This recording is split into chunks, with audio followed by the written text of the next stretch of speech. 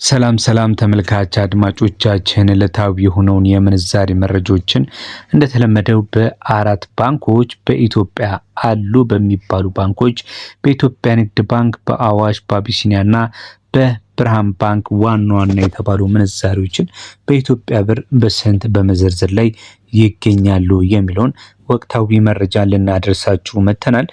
እያንዳንዱ ምንዛሬዎቻቸውን ምን እንደሚመስሉ እንድትከታተሉ ከወዲሁ እየጋበዝን ቪዲዮውን ስትጀምሩ ላይክ ማድረግ፣ ለቻናሉም አዲስ ከሆናችሁ ቻናሉን ሰብስክራይብ በማድረግ ወቅታዊ የሆኑ ዕለታዊ የምንዛሬ መረጃዎቻችንን በዚህ ቻናል ላይ ማግኘት ይችላሉ።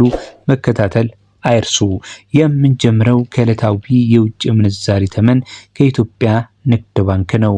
የአሜሪካ ዶላርን፣ የፓውንድ ስተርሊንግን፣ ዩሮን፣ ስዊስ ፍራንክን፣ ኩዌት ዲናርን፣ የቻይና ዩዋንን፣ ዲርሃምንና የሳውዲ ሪያልን በዛሬው ዕለታዊ የውጭ ምንዛሬ በንግድ ባንክ በስንት እየዘረዘረ እንደሚገኝ እንመለከታለን። የአሜሪካ ዶላርን በ156 ከ13 ነው በመሸጥ ላይ የሚገኘው። ፓውንድ ስተርሊንግን በ202 ብር ከ93 እየሸጠ ይገኛል። ዩሮን ስንመለከት በኢትዮጵያ ንግድ ባንክ መረጃ መሰረት በ180 ከ48 በመሸጥ ላይ ይገኛል። ስዊስ ፍራንክን ደግሞ በ191 ከ56 ነው በመሸጥ ላይ የሚገኘው። የኩዌት ዲናርን ስንመለከት በ499 ከ27 እየሸጠ ይገኛል። የቻይና ዩዋንን በ22 ብር ከ35 ነው በመሸጥ የሚገኘው።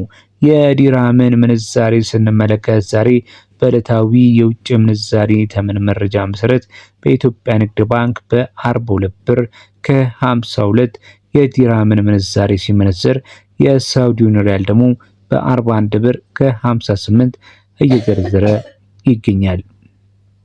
ተመልካች አድማጮቻችን የዛሬ የንግድ ባንክ መረጃችን እንደሚያመለክተው ከሆነ 10 ብር ተጨማሪ ጉርሻ አለው ይላል። በተለይ ደግሞ አንድ የአሜሪካ ዶላር ከ10 ብር ተጨማሪ ጉርሻ ጋር በ166 ከ13 ነው በመሸጥ ላይ የሚገኘው።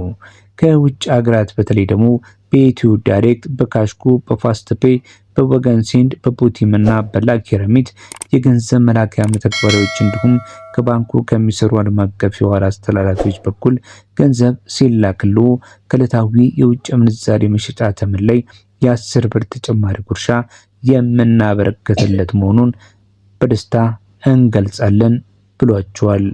ቀጥለን የምንሄደው ተመልካች አድማጮቻችን ወደ አዋሽ ዕለታዊ የውጭ